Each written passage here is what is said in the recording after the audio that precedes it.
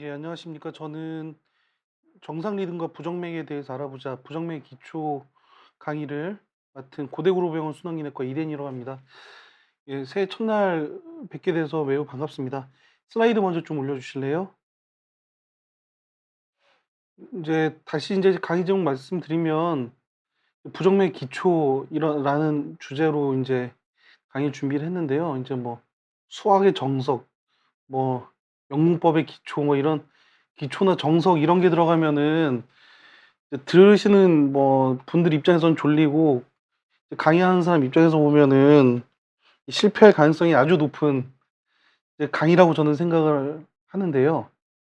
이제 이번 강의 준비하기 전에 사실은 이제 뭐 비욘디를 포함한 여러 유튜브 채널에서 이제 부정맥에 대한 강의 주제가 어떤 것들이 있는지를 제가 뭐 당연하지만 좀 많은 부분 제목과 내용을 한번 훑어보았는데 부정맥에 대한 개론을 다루는 내용들이 좀 없었습니다. 그래서 우선은 이제 부정맥 개론에 대해서 한번 전체적으로 살펴보는 시간을 잡아보도록 하겠습니다.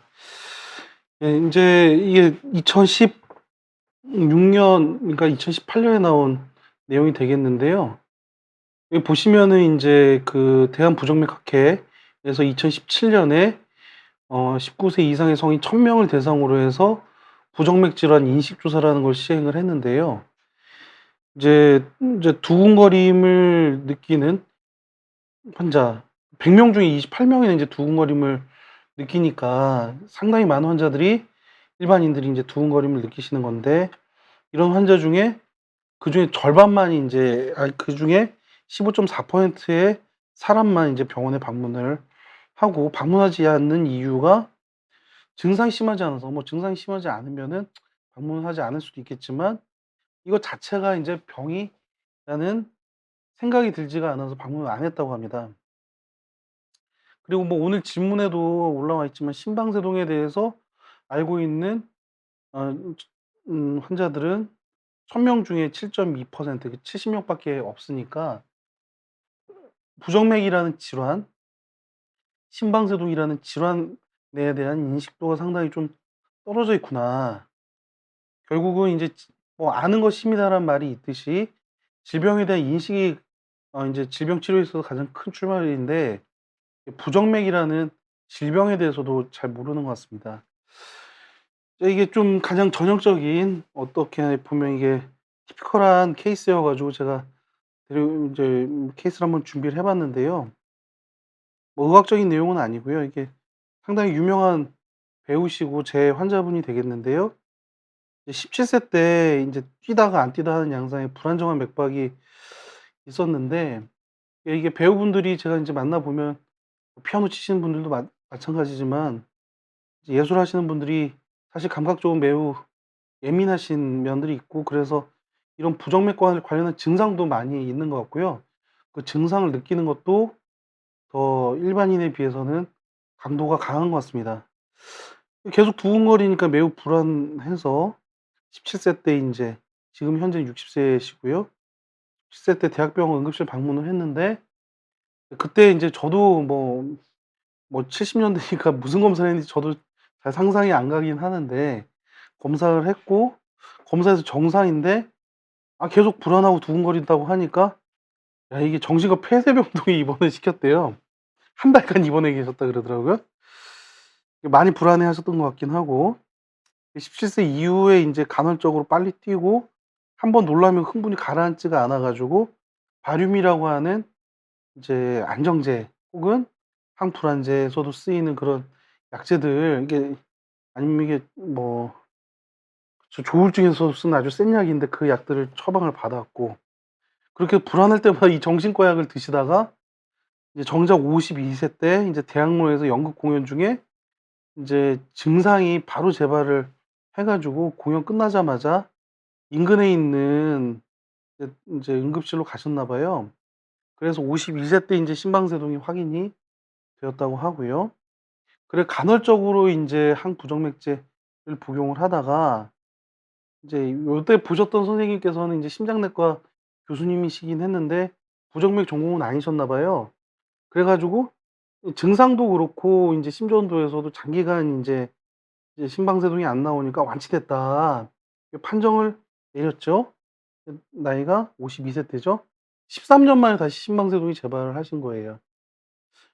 그러니까 이거 보시다시피 이게 심방세동이나 이런 부정맥을 느끼는 환자들의 여러 가지 상황들이 응축적으로 인제 보이는 티피컬한 케이스를 제가 들고 왔는데, 이게 부정맥이 아주 튀다가 안 튀다가 어떨 땐 정상이고 어떨 때는 부정맥이 나오기도 하고 금방 잡아내기 쉽지도 않기도 하고, 근데 이게 하루에 심장이 10만 번 뛰는데 그중에 계속 뛰는 걸 느끼다 보니까 며칠은 매우 불안한 느낌도 있고, 그래서 이 공황장애로 오인받아서 공황장애 치료하는 분들도 많고, 부정맥락이 아니라 안정제를 드시는 분들도 있고, 그러다가 우연찮게 몇십 년 만에 인제 심방세동이라고 하는 부정맥이 확인이 되었는데, 또 그게 완치 판정받아 가지고 치료를 안 받다가 또 심방세동이 재발하고, 이게 혼란스러운 상황들이 계속 누적이 되고요.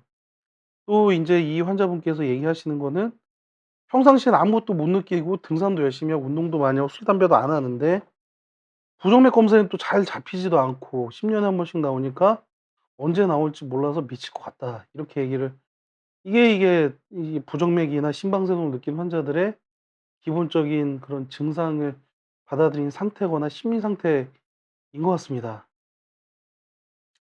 예, 제가 진료를 본 환자들의 한 20에서 30% 환자들은 부정맥의 환자가 아니라 '아, 이 불안증 환자인가?' 생각이 들 정도로 그런 불안한 것들을 많이 느껴하시는 분들이 많습니다.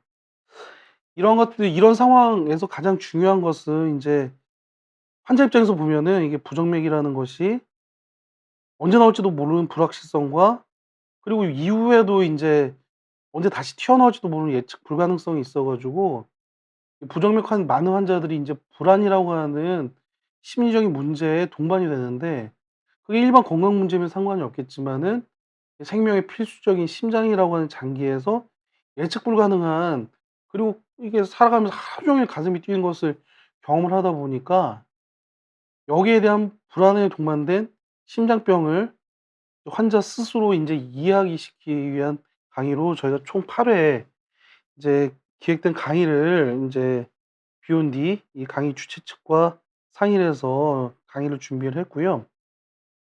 이런 강의들을 통해서 인제 부정맥에 대한 정확한 정보를 제공을 하고, 그다음에 그 정보 속에서 본인의 증상을 정확히 해석을 하고 더 늦지 않게 적절한 시기에 부정맥 올바르게 진단을 받아서 또 타임을 놓치지 않고 치료를 받음으로써 이 질병의 진행이 더 되지 않는 것을 목표로 한 강의들을 총 8 개를 준비를 했습니다.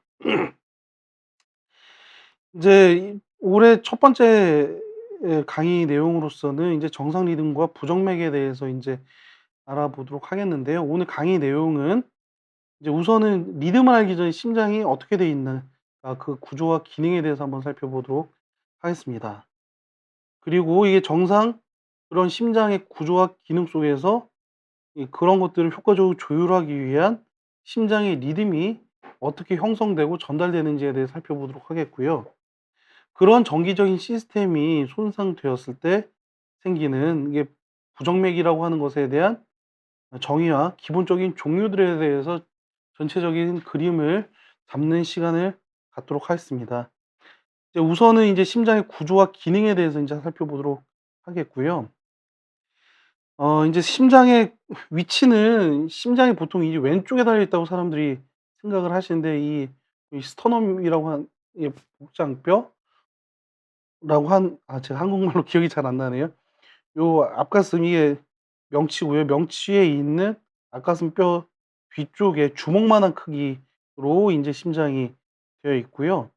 심장이 바로 서 있는 것은 아니고 좌심실과 그다음에 우심실, 그리고 우심방이 기본적으로 앞쪽으로 튀어나와 있는 요런 위치로 돼 있고, 심장이 중요한 장기다 보니까 이렇게 갈비뼈로 이렇게 잘 보호가 되고 있습니다. 그 가슴이 쪼이고 아프다고 하는 것이 이쪽에 흉곽 뭐 아주 측면 쪽에 있으면 이건 심장 통증이기는 어렵고요. 이 명치나 명치 위쪽에 쥐어짜는 통증과 같은 통증이 있으면은 이런 '아, 심장에 문제가 있는 통증이겠구나.' 고렇게 생각을 하시면 되겠습니다. 심장의 크기는 주먹만 하고 이 가슴뼈 뒤에 정중앙에 우측에 3분의 1, 좌측에 3분의 2 정도로 나누어져 있다라고 하는 것을 기본적으로 아시면 되겠고요. 이 심장의 구조는 크게 인제 뭐 보시면 방이 4 개로 이루어져 있고요. 그다음에 물은 인제 위에서 아래로만 흘러가야 되잖아요. 역류하다 보면 인제 그런 것들 혈류의 흐름이 충돌하기 때문에 그 혈류의 방향, 물의 흐름을 한쪽 방향으로 정해 줘야 되기 때문에 역류하지 않도록 하는 체크 밸브, 그쵸? 밸브 같은 것들이 있어서 이게 판막이라고 합니다. 이 체크 밸브가 있어서 피의 흐름을 하나로만 가게 하겠고, 예, 그렇게 돼서 방의 구조로 놓고 보면은 심장은 총 4 개의 방, 피가 모이는 방은 심방이라고 하고요. 왼쪽 심방, 오른쪽 심방이 있겠고, 피를 짜주는 곳은 심실이라고 하고, 왼쪽 심실, 오른쪽 심실로 구분이 되겠습니다. 심방 같은 경우는 피가 모이는 곳이기 때문에 압력이 되게 낮고요. 그러니까 대략 인제 5 머큐리, 이게 수은의 압력으로 치면 5 머큐리라고 하는데, 고 정도라고 생각을 하시면, 좌심실은 정상이라고 하더라도 심장이 쥐어짤 때, 그걸 수축기라고 하는데, 수축할 때는 한 120 까지 올라가게 되고, 이완하면 12에서 20 정도로 되니까 심방에 비해서는 확연하게 인제 압력이 높은 상태가 되겠습니다, 심실이. 그러니까 근육량도 심실에 더 많겠고요. 심방은 따라서 인제 이 뭐라고 할까요? 심방이 훨씬 얇겠죠. 3분의 1에서 4분의 1 정도 두께로 심실에 비해서는 훨씬 얇겠고요. 한 25% 정도가 되겠죠. 그리고 인제 피 모이는 방이다 보니까 이 피 모이는 방에 문제가 되면은, 예, 물이 천천히 흘러가다가 보면 어떻게 되죠? 이제 이끼가 끼듯이 피 모이는 방이 이제 기능이 떨어지게 되면 피가 고이게 되면서 혈전 같은 게 생깁니다.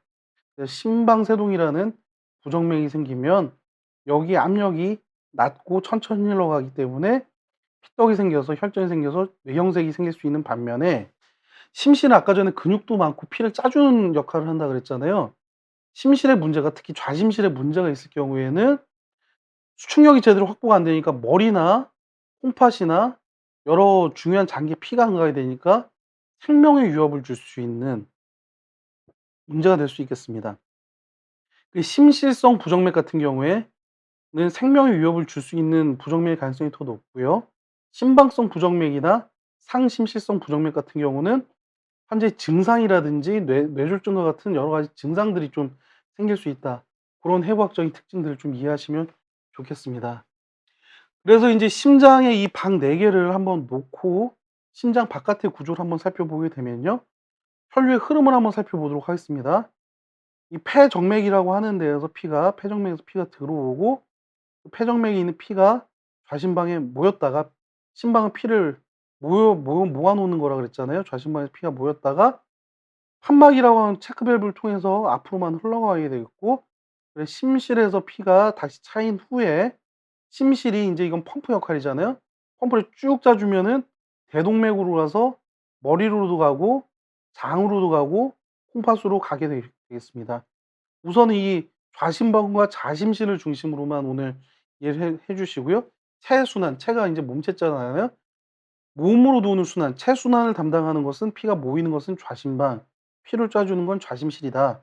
그리고 피가 역류가 덜 되게 하는 것은 이 체크 밸브, 판막이다라고 하는 정도로 이해하시면 되겠고요. 그래서 심장, 특히 심실의 역할은 전신 장기에 피를 보내주는 펌프의 역할이다. 이렇게 이해를 하시면 도움이 되겠습니다. 그럼 인제 심장이라고 하는 것은 인제 보면은 이제 밀물과 썰물이 있고 조속 간만의 차가 있듯이, 낮과 밤이 있듯이요. 낮에는 인제 활동을 하는 것처럼 심장이 쭉 짜주면 전신에 피가 갔던 것이 인제 쉬로 돌아와야 되잖아요. 심방으로 들어와서 피가 모였다가 다시 심실로 쭉 찼다가 전신으로 도는 이런 순환 주기를 가게 되겠고요. 그래서 읽어 보면 심방이 수축이 돼서 심실로 피가 들어오고요.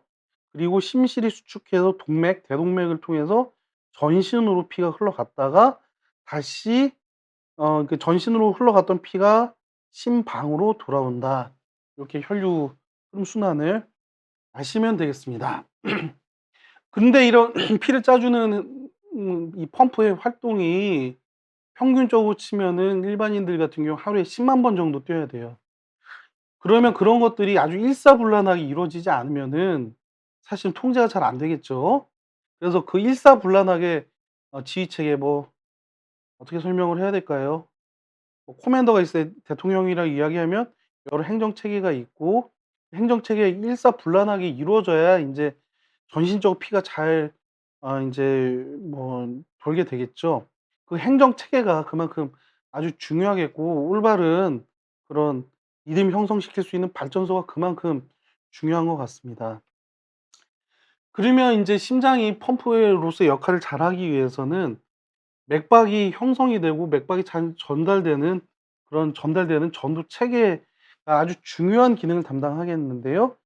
이런 심장에 전기 신호가 흥분이 되는 전도 체계를 보시면 요거 보시면 상대 정맥이라고 돼 있는데요. 이 상대 정맥이 뭐냐면 윗사글자 클대자 정맥이죠. 머리나 팔에서 오는 피가 돌아오는 상대 정맥과 여기서 우심방이 되겠습니다. 이 상대 정맥과 우심방이 합쳐지는 이곳에 동방결절이라고 하는 것이 있겠고요. 이 동방결절은 맥박이 만들어지는 페이스메이커, 발전소라고 생각하시면 되겠고요. 여기서 만들어진 신호가 쭉 인제는 사발을 통해서 이게 쭉 흘러가서 합쳐지다가 방실결절이라고 하는 변전소가 있습니다. 모든 신호는 이 방실결절로만 통해 가지고 심실로 전달이 되는데 심실이 우심실, 좌심실 있잖아요. 그래서 우심실 같은 경우에 가는 곳이 우측 속가지라고 하는 것을 통해서 흘러가겠고 왼쪽은 왼쪽 속가지를 통해 가지고 좌심실로 흘러가겠습니다. 그럼 기본적으로 이렇게 살펴보시면은 이렇습니다. 발전소에서 전기 신호가 만들어져 가지고요. 변압기, 변전소를 통해 가지고 갑니다. 발전소에서부터 변전소까지는 신방을 통해서 간다고 생각을 하면 되겠고요. 이 변전소 방실결절, 이 방실결절이 되겠죠. 이 방실결절에서 우측 속까지 좌측 속까지를 통해서 그 하부의 전도체계를 통해 가지고 각각의 가정에 전기가 전도되는 전파되는 과정이겠습니다. 다시 해서 말씀을 드리면 방실결절이라고 하는 발전소에서 맥박이 만들어지고 신방을 통해서 동방결절이죠. 동방결절의 발전소를 통해서 맥박이 만들어지면 쭉 신방을 통해서 흘러갔다가 방실결절이라고 하는 변전소를 통해 가지고 심실로 건너가게 되고 우심실과 좌심실로 전기가 효과적으로 분배되는 역할이 되겠습니다. 그러면 이제 심전도 뭐 여기서 찍으시는 분들이 되게 많을 텐데 그렇게 어렵지가 않아요. 보면 이게 파도라고 생각을 하시면 됩니다. 파도. 우선 심방이 먼저 뛰겠죠. 첫 파도는 심방에서 형성이 되니까 요 앞에 동그스름한 이 파도가 있습니다. 이 파도. 이걸 P 웨이브, 웨이브가 파도잖아요. 이게 심방이 뛰는 게 요 작은 P 웨이브라고 하는 것이겠고요. 이게 QRS 콤플렉스라고 하는데 이거는 심실이 뛰는 겁니다. 그럼 심방이 뛰었다가 심실이 뛰었다가 그다음에 심실이 뛰는 게 어떻게 되죠? 심실이 인제 쉬어야죠. 심실이 이완되는 게 이 작은 또 파도가 있습니다. 그럼 심방은 안 쉬냐? 심방도 쉬죠. 심방도 쉬는데 그 정기적인 파형이 이 QRS 콤플렉스라고 하는 심실의 파형에 묻히게 되어 있습니다. 다시 한번 보면 심방이 뛰고 심실이 뛰고 쉬었다가 심방이 뛰고 심실이 뛰고 심실이 쉬었다가 심방이 뛰고 심실이 뛰고 그다음에 심방이 쉬었다가 이렇게 하루에 10만 번 물이 들어갔다 나갔다 하는 것처럼 요렇게 심장이 뛰는 게 심장의 맥박이 되겠습니다. 그러면 지금까지 심장의 구조와 기능, 심방, 피가 모이는 방, P자 유닛의 심실, 역류하지 않는 것으로 막는 체크 밸브가 판막, 그리고 그런 것들이 일사불란한 조직적인 체계에 의해서 조율이 돼야 되기 때문에 리듬 형성이 돼야 되기 때문에 동방결절이라고 하는 발전소에서 맥박이 만들어지고 방실결절이라는 것 통해서 변전소가 있겠고 그다음에 좌심실과 우심실로 속가지를 통해서 각 가정으로 전기가 흘러간다까지 제가 설명을 드렸고요. 인제 하이라이트로 가는데 부정맥의 정의와 기본적인 종류. 야 이거를 해야 되느냐 말아야 되느냐 진짜 정말 고민을 많이 했는데요. 이거에 대한 강의가 사실은 일반인 대상으로 거의 이루어진 적이 없고, 왜냐면 의사들한테 설명을 해도 잘 모르기도 하고 이제 망하기가 쉽거든요. 그래서 안 했던 것 같은데요. 망할지라도 한번 이제 강의를 해 보도록 하겠습니다. 이제 환자분들이 인제 저한테 이렇게 질문을 해요. "제가 심방세동인가요? 근데 저는 부정맥인가요?" 그럼 뭐 인제 "아 그래 부정맥도 있고 심방세동도 있는 건가요?" 이렇게 얘기를 해요. 그러면 이게 인제 참 설명하기 어렵죠. 어떻게 설명을 해야 되나 한번 생각을 해 보시면은 인제 우리 서울시에 산다고 가정을 하면, 이게 특별시 서울특별시에 살고 그다음에 종로구에 살면서 효자동에 사는 거잖아요. 효자동은 종로구에도 포함이 되고 서울특별시에도 포함이 되는 거겠죠. 마찬가지입니다. 심장이 불규칙하게 뛰는 거를 부정맥이라고 한다면, 이 심방에서 생기는 부정맥이 있겠고, 심방에서 심방이 불규칙하게 뛰는 거를 심방세동이라고 한다면, 그런 각자의 이런 분류 체계에 의해 가지고 상위 체계와 하위 체계로 구별이 되는데, 가장 상위 체계는 부정맥이 되겠죠. 그렇죠? 중간 분류 체계는 그 부정맥이 심방이냐 심실이냐라고 하는 부정맥의 위치적인 정보가 필요할 것이고, 그리고 그것의 세부 정보들은 그 부정맥의 특징에 따라서 나누어집니다. 그러니까 심방세동이라고 하는 부정맥은 당연히 부정맥에 속하겠죠. 그쵸. 그쵸. 근데 이 심방세동, 그러니까 효자동에 사는 모 씨를 찾아가려면 효자동으로 가야 되지, 서울특별시로 찾아가봤자 그 사람 찾을 수가 없잖아요. 저희가 치료를 하는 건 부정맥은 물론 치료를 하지만 서울특별시로 찾아가긴 하지만 효자동에 사시는 환자분을 찾아가는 거잖아요. 그러니까 심방세동을 치료를 하는 거고, 그쵸? 빈맥이 있지만 상심실성 빈맥을 치료하는 거겠죠. 이런 분류 체계에 의해서 구분이 된다. 그러면 가장 상위 체계가 뭐겠느냐? 부정맥이죠. 이게 대한민국입니다, 대한민국. 부정맥, 고르지, 예, 고를 뭐 정자 뭐 그런 것 같아요. 고르지 않은 맥박. 불식하고 이렇다는 거죠.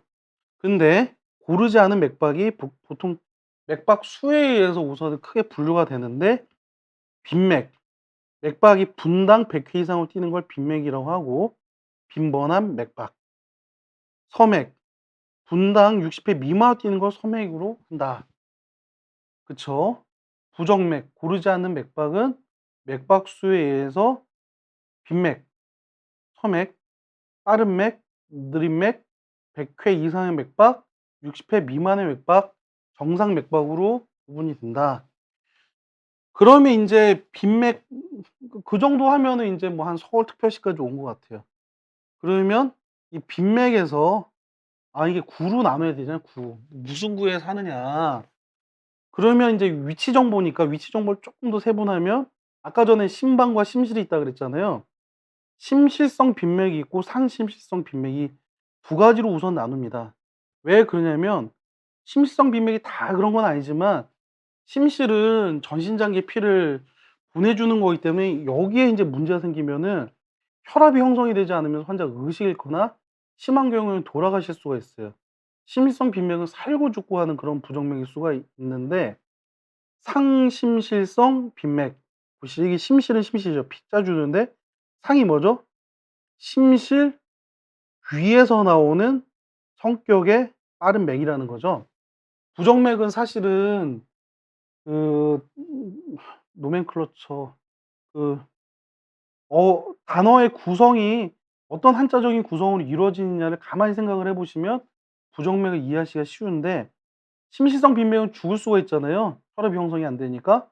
근데 상심실성 빈맥은 다 뭐 죽을 수도 있죠. 물론 죽을 수도 있지만 대체로는 심실 위에서 나오는 피를 모아 놓는 심방과 같은 데에서 나오는 성격의 빈맥이기 때문에 죽진 않지만 심한 증상이 동반이 될 수 있다. 이렇게 빈맥 100회 분당 100회 이상의 빠른 부정맥 같은 경우에서는 1 차적으로 심실성 빈맥과 상심실성 빈맥으로 구분이 됩니다. 예, 보시죠. 이 자극 형성 같은 경우에 심실에서 하다 보면은 여기서 맥박이 형성이 안 되면 기본적으로 요렇게 피가 형성이 안 되니까, 혈압이 형성이 안 되니까 환자 진짜 생명이 촌각에 달려 있는 상황이 발생할 수도 있고. 그럼 상심실 이 위에서 나오는 부정맥은 어떻게 되느냐? 여기서 빠르다고 하더라도 아까 여기 방실결절 있죠? 방실결절을 통해서 이 우측 속과자, 좌측 속과자 같은 정상적인 전도 체계를 타고 내려가기 때문에 맥박이 아주 빠르고 증상은 생길 수 있지만 심실의 기능은 상당 부분 유지될 수 있기 때문에 죽을 가능성은 상대적으로 적다라고 이해하시면 되겠습니다. 그러한 점에서 이 혈액 차이를 생각을 하시면 되겠고요. 여기 보시면 한번 보세요. 이게 심실이 수축하는데 기본적으로 한 0.12초 정도 되거든요. 그래서 0.12초라고 하는 시간을 제가 인터넷 챗GPT를 넣고 찾아보니까 여기에 비견될 수 있는 시간이 눈을 깜빡하는 데 걸리는 시간이래요. 이 심실이 눈 깜빡하는 시계 전신의 피를 다 돌리는 혈압이 형성이 되는 거예요. 그러니까 아까 전에 QRS 심실이 뛰는 게 아주 여기 폭이 좁고 일사불란하게 쫙 짜줘야 되는 거거든요. 그렇죠. 거기까지 인제 이해를 하시면 되겠습니다. 이제 퀴즈가 되겠습니다. 그러면 다음 중 어느 부정맥이 혈압이 떨어져서 환자가 죽을 수 있을까요? 생각을 해 보시면 심실성 빈맥일까요? 상심실성 빈맥일까요? 요거는 인제 한번 생각을 해 보시고요. 부정맥 분류 체계. 대한민국 부정맥. 그쵸? 이게 서울이냐 부산이냐 보시면 빈맥과 소맥으로 나누죠. 100회 분당 100회 이상의 빠른 맥 빈맥, 60회 미만의 뭐 그런 느린 맥 서맥. 빈맥 같은 경우는 상심실성, 심실에서 나오는 성격의 빠른 맥. 상심실, 심실 위에서 나온 성격의 빠른 맥. 이런 게 되겠습니다. 그럼 심방세동 이제 오늘 질문을 심방세동 한 2분 정도가 질문해 주신 것 같은데 심방세동 한번 설명드려 볼게요. 심방은 피 모이는 방이라고 말씀드렸죠. 그럼 여기 보시면 이게 심방이 뛰고 심실이 뛰고 심실이 쉬고 이렇게 규칙적으로 이렇게 파도가 쳤다가 빠져나갔다 쳤다 빠져나갔다가 해야 되고 정상 맥박이 보통 60회에서 100회 정도가 되는데 심방세동 심방이 무려 분당 350회, 650회 10배나 가까이 빨리 뛰는 거예요. 이게 빨리 뛰는 거 다 좋은 게 아니고요. 피가 들어차야지 짜 죽게 생기는데 들어찰 시간도 없으니까 심장 기능이 20% 정도 떨어지게 됩니다. 그쵸? 여기서 보면 심방, 피 모이는 방이 세자, 가는 세자, 동자, 움직이는 동자. 심방이 매우 빠르게 부르르 떨리기 때문에 심장의 기능이 제대로 안 돼요. 보실게요.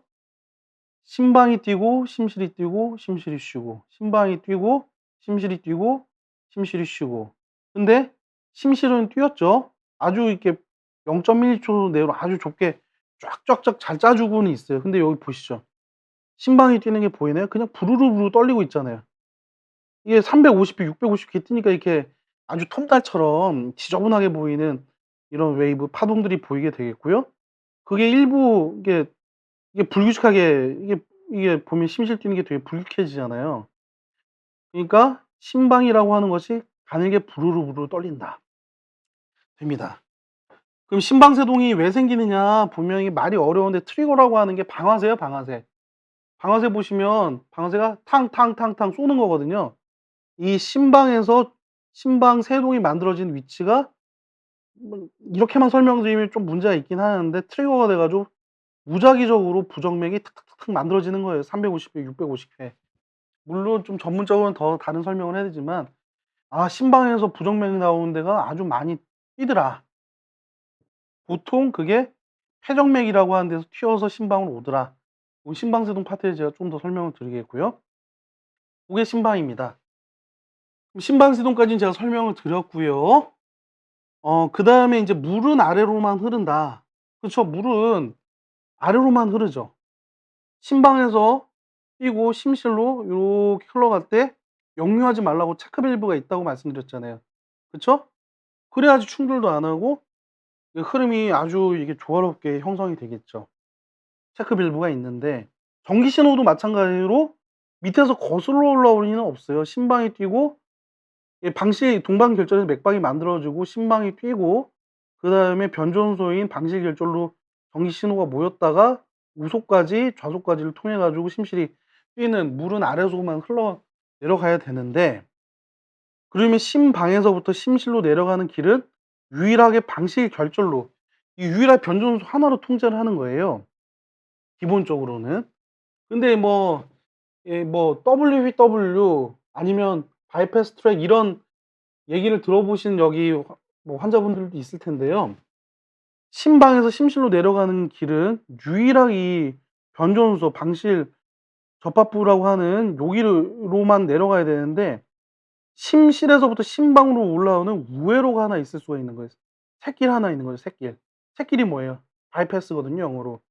우회한다. 이 샛길이 있으면서 물이 원래 위에서부터 아래로만 흘러내려와야 되는데 이렇게 흘러내렸던 전기 신호가 어떻게 되죠? 심실로 갔다가 거슬러 올라가 심방까지 다시 올라가는 거예요.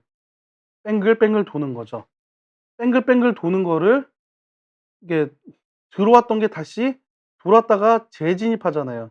뱅글뱅글 돌면서 들어왔던 위치에 재진입하는 거를 이렇게 회귀한다고 하는데요. 뱅글뱅글 도는 회귀하는 거죠.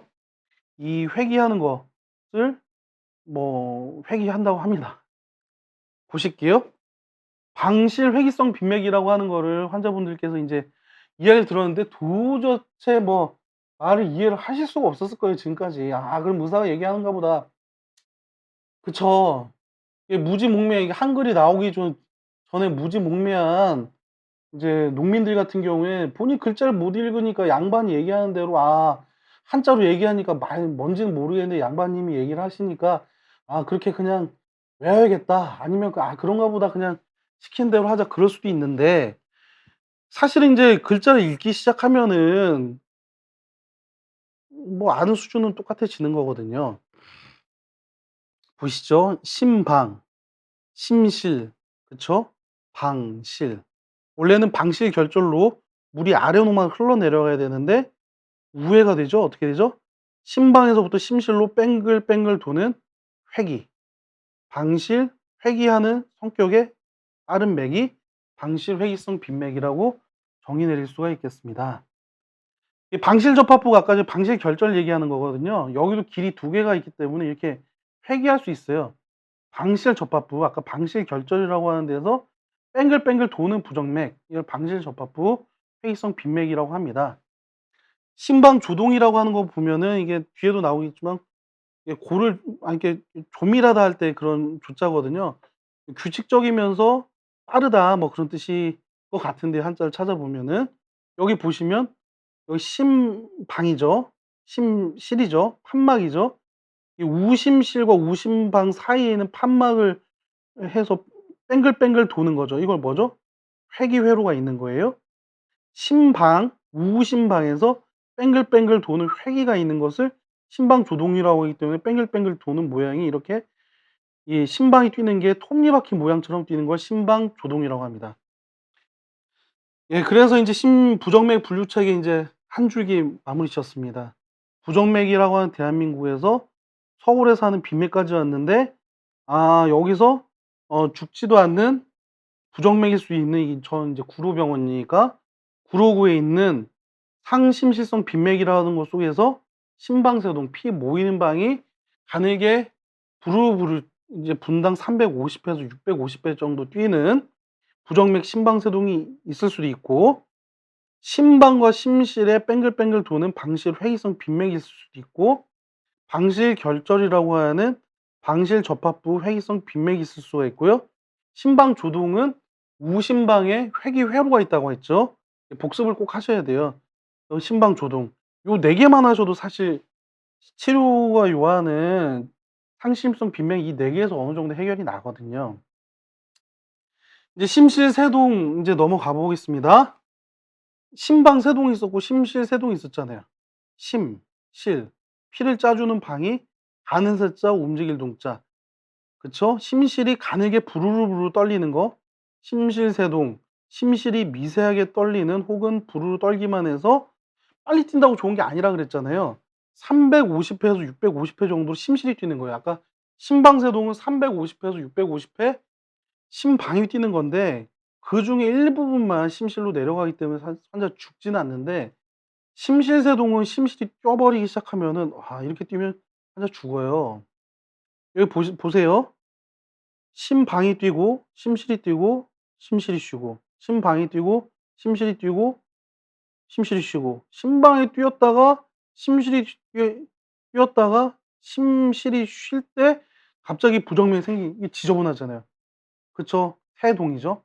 부르르 떨리는데 여기 보시면 이 폭이 이 심실 뛰는 것보다 훨씬 넓잖아요. 효과적으로 뛰지 못하고 막 넓어져다 아주 지저분하잖아요. 이게 혼자 죽게 생긴 거예요. 이게 심실세동입니다. 근데 심실세동은 심장이 아까 뭐라 그랬죠? 심실은 펌프다. 근데 너무 빨리 뛰니까 부르르 떨다 보니까 피가 제대로 들어오지도 못하고 들어오지 못한 피를 부적절하게 짜주다 보니까 머리에 못 가는 거예요. 잘못하면 뇌사 생기는 거죠. 그래서 이렇게 AED 하잖아요. 이렇게 공항이나 이런 데 가서 보면은 사실 제가 여기까지 슬라이드를 만들고 그 뒤에 걸 다 만들었는데 날아가 가지고 급하게 여기 오기 전에 20분 동안 메우느라 슬라이드 뒤에 걸 다 못 보여드렸는데 죄송합니다. AED라고 하는 그 장비가 있는데요. 제세동기 공항 있잖아요. 그거는 이렇게 심실세동이 있으면 환자 죽으니까 전기 충격을 빵 때려 가지고 맥박을 정상화시키면서 심실에 피 짜주는 기능을 정상으로 돌려주는 게 AED 자동 제세동기가 되겠어요. 심실 조동 보겠습니다. 과도하게 빠른 조자, 동자 움직일 동자. 그러니까 아이고 급하게 만든다고 제가 다시 죄송합니다. 심실 조동. 심실 고르게 빨리 뛰는 상태로 효과적으로 이것도 펌프를 못 하니까 근데 펌프를 좀 어느 정도 하긴 하죠. 이렇게 지저분한 건 아니잖아요. 고르게 뛰긴 하니까 150에서 200 환자 의식 잃고 혈압이 잘 안 잡힐 수도 있겠죠. 살 수도 있고 죽을 수도 있죠. 이런 경우에서는. 그쵸? 그래서 인제 부정맥 분류체계에 와 보겠습니다. 부정맥은 빈맥과 선맥, 맥박 수에 의해서 결정이 되고 빈맥은 그 위치에 따라서 죽을 수 있는 심실성 빈맥과 이게 좀 과도하게 단순화 시켜서 죄송하긴 하지만 처음에는 단순하게 이해를 하셔야 머리에 들어오기 때문에 단순화 시켰습니다. 심실성 빈맥, 심실세동, 심실조동이 있겠고요. 그다음에 상심실성 빈맥. 그쵸? 심방이 부르르 떨리는 심방세동, 심방과 심실의 회귀성 빈맥, 방실 접합부라고 얘기하는 방실 결절의 회귀성 빈맥, 우심방에서 회귀로가 뺑글뺑글 심방 조동이 있겠습니다. 한 4번 반복해 드렸으니까 어느 정도 이해가 되실 것 같고요. 서맥 보시겠습니다. 이 서맥이라고 하는 건 분당 60회에서 60회 미만의 맥박이 되겠는데요. 보시면은 인제 우리 집에 전기가 잘 안 만들어진다. 잘 안 들어오는 거죠. 집에서 발전소 돌리는 건 아니니까. 그죠?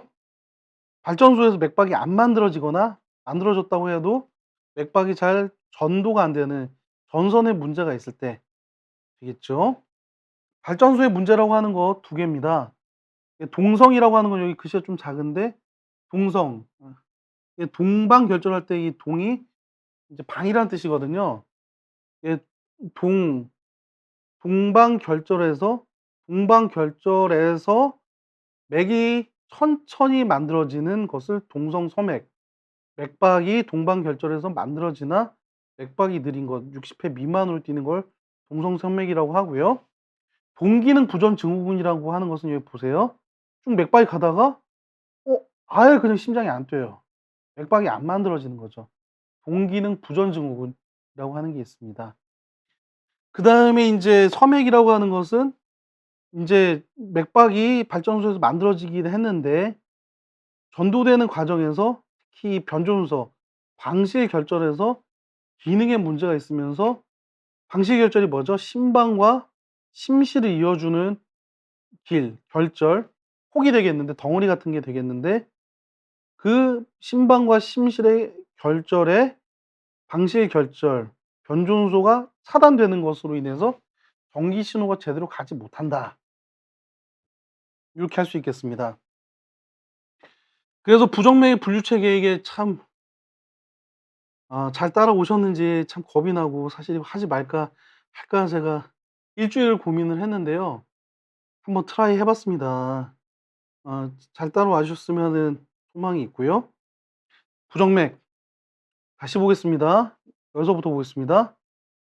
맥박 수에 의해서 분당 60회 미만일 때 섬액이라고 하는데, 맥박의 형성이 안 되는 발전소에 문제가 있을 때는 발전소에서 맥이 만들어지긴 하는데, 동방결절에서 맥이 만들어지긴 하는데, 만들어지는 게 늦는 거, 동성섬액. 동기는 부전이라고 하는 것은 맥박이 아예 만들어지다가 안 만들어지는 것이겠고요.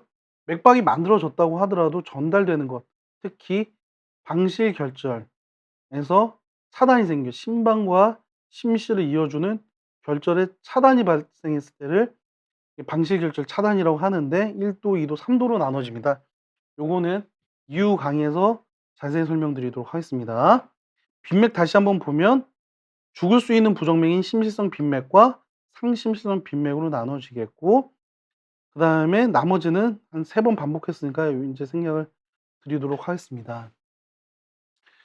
예, 이제 40분 정도 강의를 제가 드렸고요. 이제 강의 목표는 이제 제 환자를 보면서 사실은 매일 일상적으로 느끼는 거고요.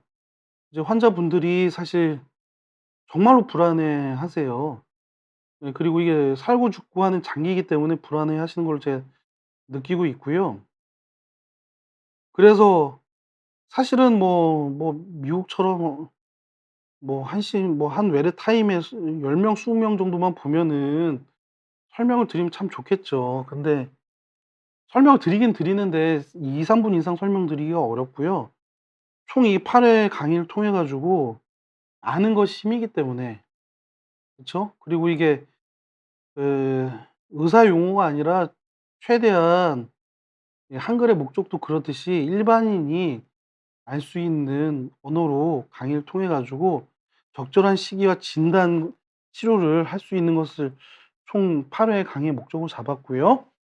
그래서 오늘 기점으로 해 가지고 이후에 인제 매주 목요일 날 4 시에 한 달에 한 번씩 2번 정도는 건너뛰게 되는 날이 있을 것 같은데, 총 8회차 강의가 준비가 됐고요. 오늘 1회차 너무너무 힘들고 겁이 났던 주제인데, 정상 리듬과 부정맥에 대해서 알아보자. 부정맥 기초를 해 드렸고요. 2회차를 살펴보시면은 진짜로 환자분들이 이게 불안하고 두근거리는데 이게 다 위험한 건 아니거든요.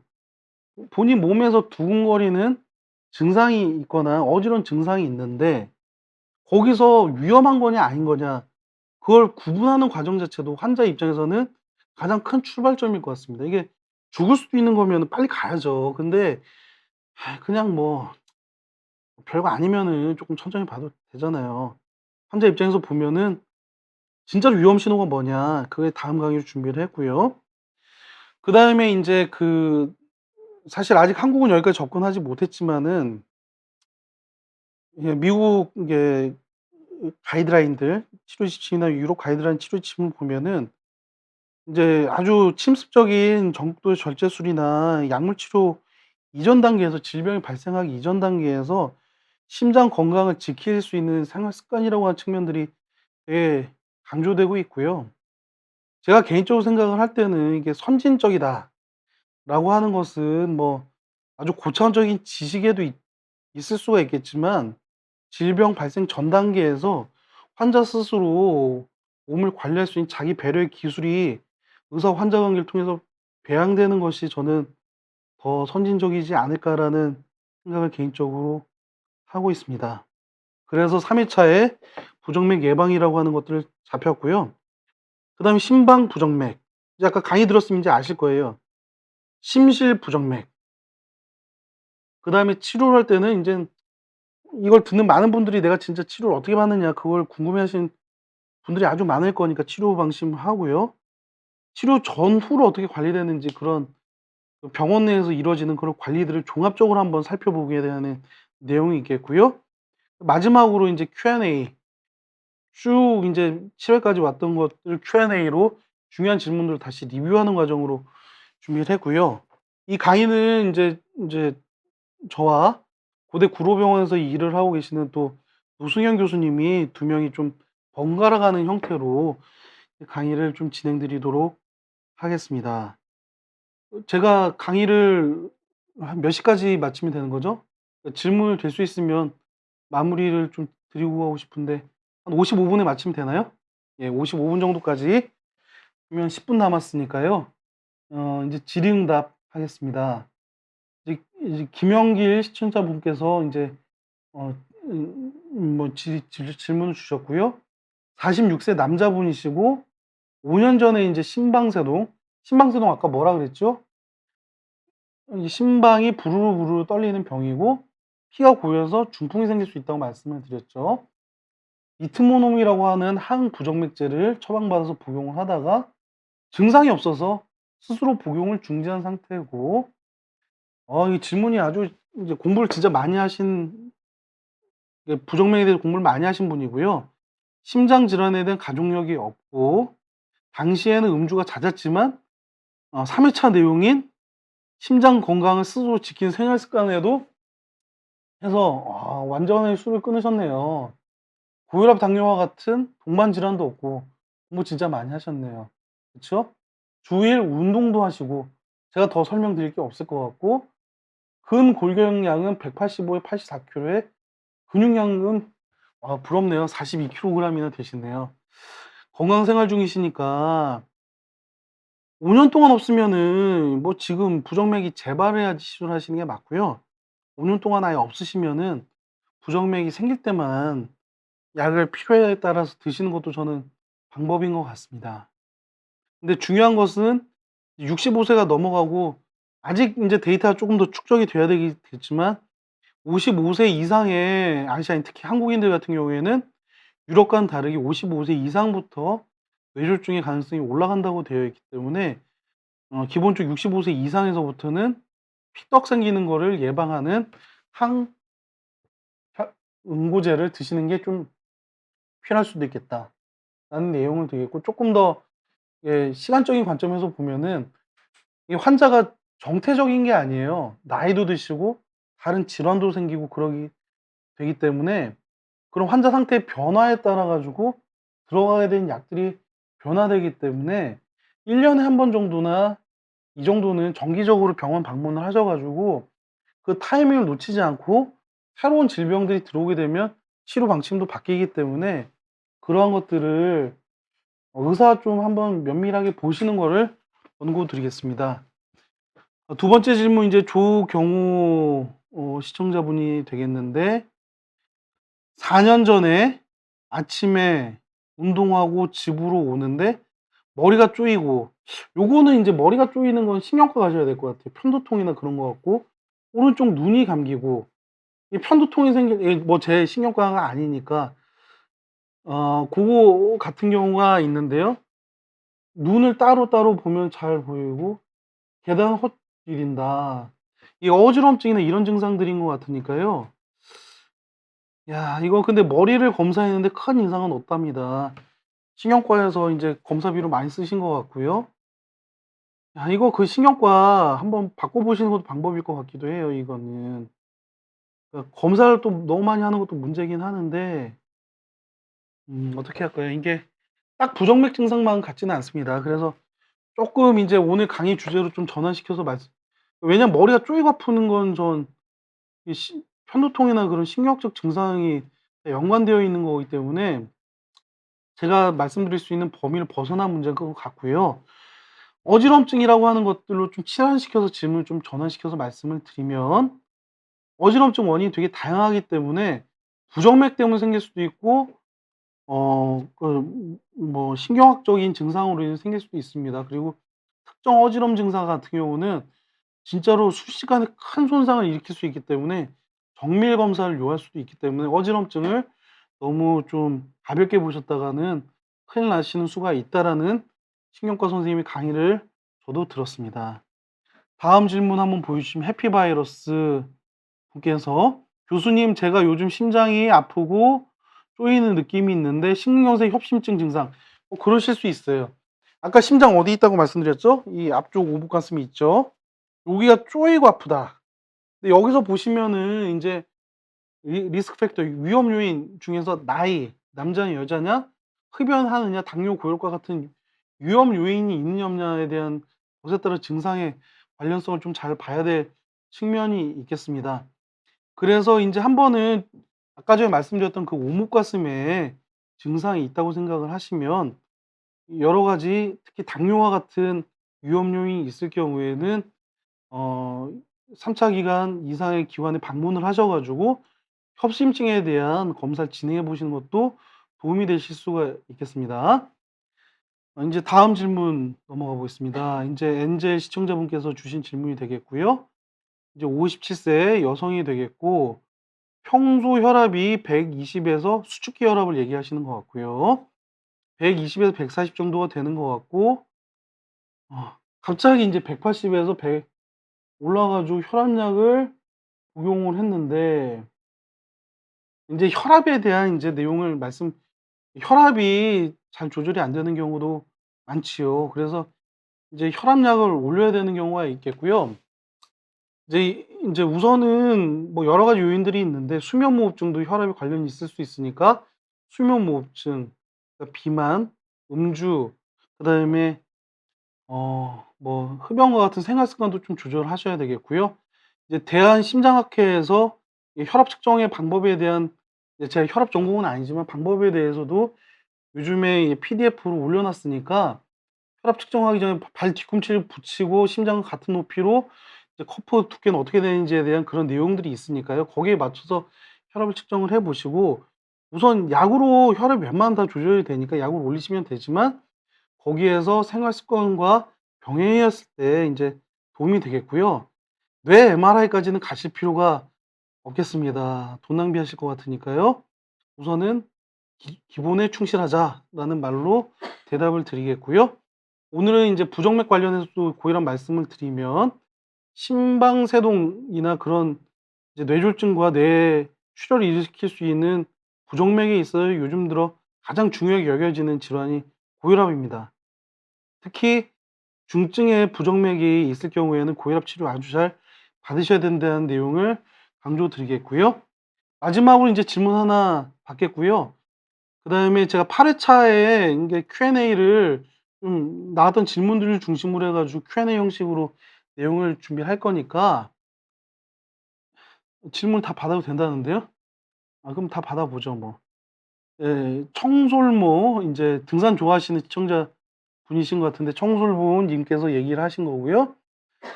"안녕하세요. 교수님 반갑습니다. 저는 오 59세 심장 이식은 저도 인제 좀 잘 몰라서 인제 심장 이식 받으셨는데 직전에 관상동맥 석회화가 있고 혈관 조영술을 받으셨대요. 신장 이식의 수술에는 심장 이식 받으셨고 신장 이식도 해야 되는 상황인가? 그래서 심장 내과를 다니다가 심장 이식을 받았는데 여기가 신장 이식 아닐까요?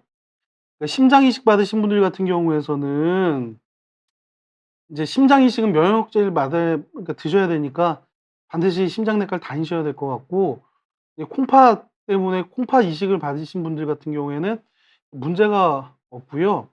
관상동맥 석회화라고 하는 거는 저도 인제 제 전공은 아니지만 고민이 되는 거예요. '저걸 꼭 해야 되는가.' 300 이상 정도 되면 인제 문제가 있는 것으로는 알고 1000 넘어가면 더 문제가 될 수 있다. 제가 고 정도 인제 아주 피상적인 지식을 가지고 있는데 그게 결정적인 정보는 제시하지 않는 좀 아쉬운 검사라고 저는 생각을 개인적으로 하고 있습니다. 그래서 '관상동맥 석회화만 있다.' 이렇게 되는 거는 아주 중요하게 볼 문제는 아닌 것 같기도 하고요. 정기적으로 심전도 찍으시고 신장 이식 받으셨기 때문에 요즘에는 중증 질환 같은 경우에는 이제 심장 초음파가 보험이 되기 때문에요. 예전처럼 한 30만 원씩 안 하거든요. 고대 구로병원만 해도 한 12만 원 정도 하니까 신장 이식 받으셨으니까 신장내과 교수님께 이 심장 초음파 한 2-3 년에 한 번씩 찍어 주세요. 그리고 심전도 있기 쉽거든요. 왜냐하면 60세 이상의 건강검진이 4천 원짜리 검사인데도 불구하고 정부에서 보험을 안 해 줘요. 그러니까 빼먹는 경우가 많은데 이게 이렇게 부정맥은 노인의 병이기도 하기 때문에 특히 나이가 드실수록 심전도 1 년에 한 번씩 꼭 찍어 보시는 게 도움이 되겠습니다. 이거 진짜 다 받아도 되는 거예요, 질문? 그 김영길 시청자분께 질문 들어왔는데요. 40세 지금 나이가 어떻게 되시는지 모르겠는데 보통 이제 전남대에서 10년 전부터 정도의 절제술 열심히 한 걸로 알고 있으니까 한 10년 이내 받았다는 걸로 받고자 교수님께 상담을 받았는데 약 복용이 우선이고 시술을 받아야 될 수도 있다고 하는데요. 시술 조건이 왜 까다롭냐? 이거는 심사평가원에서 까다롭게 만들었기 때문에 그렇고요. 일본 같은 경우에는 심방사동이 초진단 받은 경우에서도 사실 정도의 절제술을 하도록 권유할 수, 그러니까 시술할 수 있게 일본에서 만들어줬는데 사실 이제 비용 대 효용성 측면에서 보면은 그리고 의학적인 측면에서 봐도 항부정맥제를 사용을 하고 나서 증상이 남아있는 환자들 대상으로 해서 심방사동 정도의 절제술을 하는 것이 과학적으로 증명이 되어 있기 때문에 그렇게 엄밀하게 이제 시술 조건을 까다롭게 잡았고요. 그것이 환자분한테 아주 크게 도움이 될 수 있는 것이기 때문에 좀 까다롭고 당장 이 부정맥이라고 하는 것 자체가 이 환자분한테는 아주 불안감을 할 수 있고 또 심방세동은 뇌졸중을 유발할 수도 있기 때문에 그 뇌졸중 문제를 해결을 하시고 싶은 마음에서 시술을 빨리 하시고 싶겠지만 그럼에도 불구하고 엄격하게 그런 기준 항부정맥주를 최소한 6주 이상 드시고도 심방세동이 심전도에서 10초 이상 확인되었을 때 시술을 받는 게 환자분에게 결국 장기적으로 좋습니다. 그럼 그 다음 질문도 되게 중요한 질문인데 무증상의 심방세동이 있을까요? 무증상 시에도 무증상 환자가 10에서 20% 정도 된다고 하고 있고요. 무증상 심방세동 당연히 있고요. 그러한 측면에서 이후에 이제 한 4회에서 5회 정도 이제 부정맥 검사, 심방세동에는 자세한 강의가 준비되어 있겠지만 무증상 심방세동 환자에서 더더욱이나 심방세동이 숨어 있을 수 있기 때문에 패치 심전도와 같은 장기간의 모니터링 심전도가 요할 수 있겠습니다. 그 다음에 무증상 시에도 혈전이 발생하나요? 이건 더 중요한 질문이 되겠습니다. 이 모르고 당하는 게 더 무섭습니다. 그래서 실제로는 최근에 나온 논문들 보면은 증상이 있는 심방세동 환자에 비해서는 무증상이 있는 심방세동 환자에서 혈전으로 인한 뇌졸중의 중증도가 더 올라갈 수 있기 때문에 사실 현재 가이드라인으로서는 심방세동에서 증상이 있을 때 적극적으로 리듬 치료, 특히 정도제 시술을 해주는 게 도움이 된다고 이야기를 하지만 거기에 대한 관점 자체가 무증상 환자도 차츰차츰 더 포함되는 관점으로 그런 범위의 외연이 확대되는 방향으로 가이드라인이 확장되어 갈 가능성이 높습니다. 이 질문 다 이제 들어온 건가요? 예, 이제 1시간 동안 긴 강의 들어주셔서 이제 하겠고요.